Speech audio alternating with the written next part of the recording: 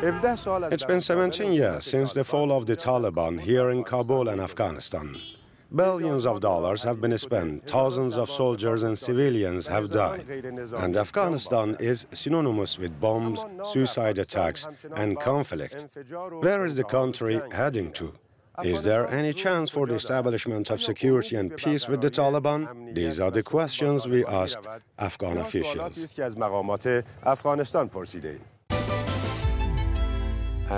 What is your assessment of the past years? Unity and progress with President Ashraf Ghani's team, or disagreements and the story of two kings in a single kingdom? The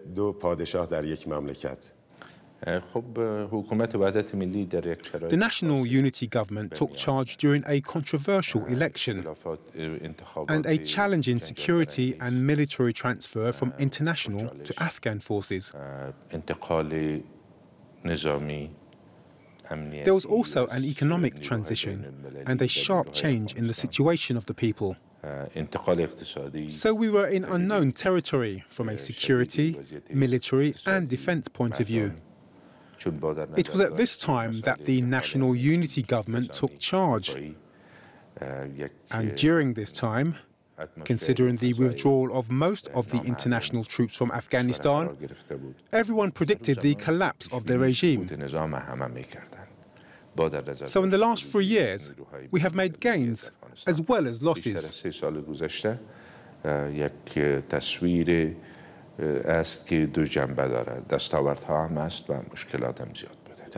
About 100 civilians were killed daily in Afghanistan last year alone.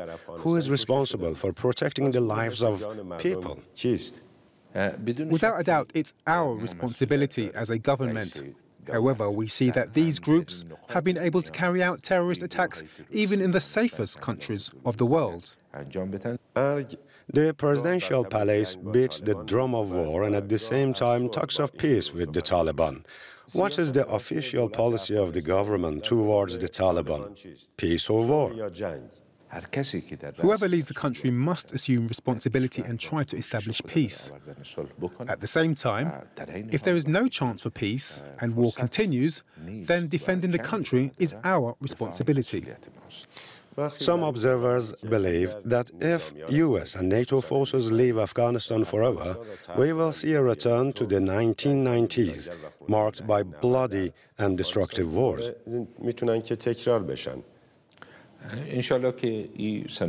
God willing, this scenario belongs to the past.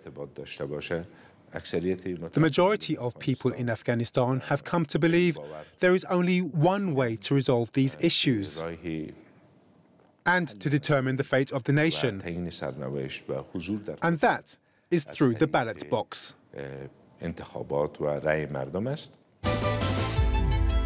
You are a very strong critic of Pakistan. From our point of view, Pakistan's government is a satanic government. Satan in its real sense. General John Nicholson says Afghans have presented NATO the arms confiscated from the Taliban, apparently Russian-made arms. All the arms that Pakistan delivers to the Taliban are made in Russia, right? I think it's better we search for the root of the cancer, which is Pakistan.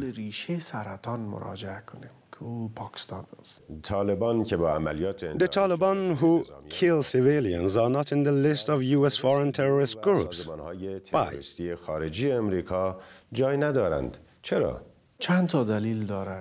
There are a few reasons. First, Pakistan lobbies hard for the Taliban not to be on this list. Second, the Americans say that the Taliban are not a direct, but an indirect threat to US national interests.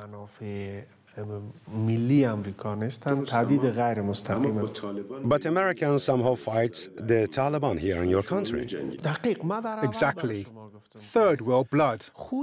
Our blood is shed every day, but it does not have the same value as first world blood. Have Kabul and Washington come to the conclusion that containing the Taliban via a military strategy has come to a dead end and there's no way out except negotiations and peace with this group?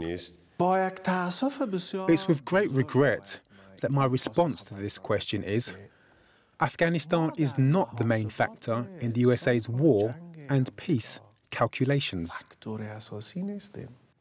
Where is Afghanistan and how would you define it?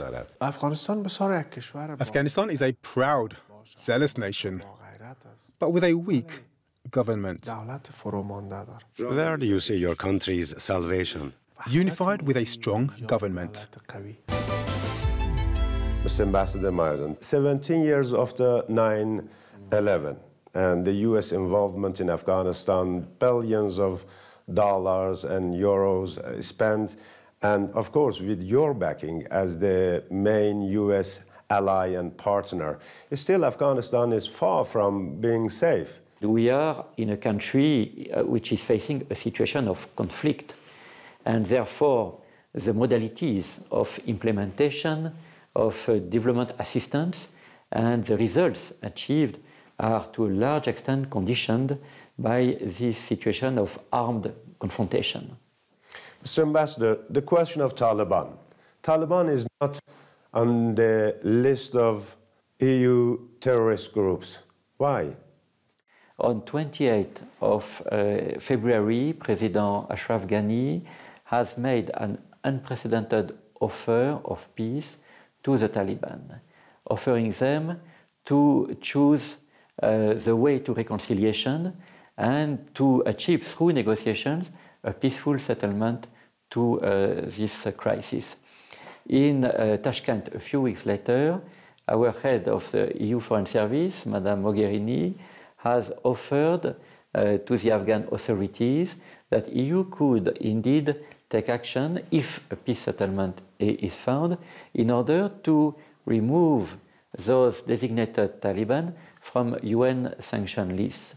I think we do that, we convey this message in a spirit of bringing our contribution to the settlement of the Afghan crisis. We have witnessed bomb blasts, attacks by vehicle in France, Germany, Belgium. Islamic State assumed the responsibility. Do you have any plan to contain them here in Afghanistan?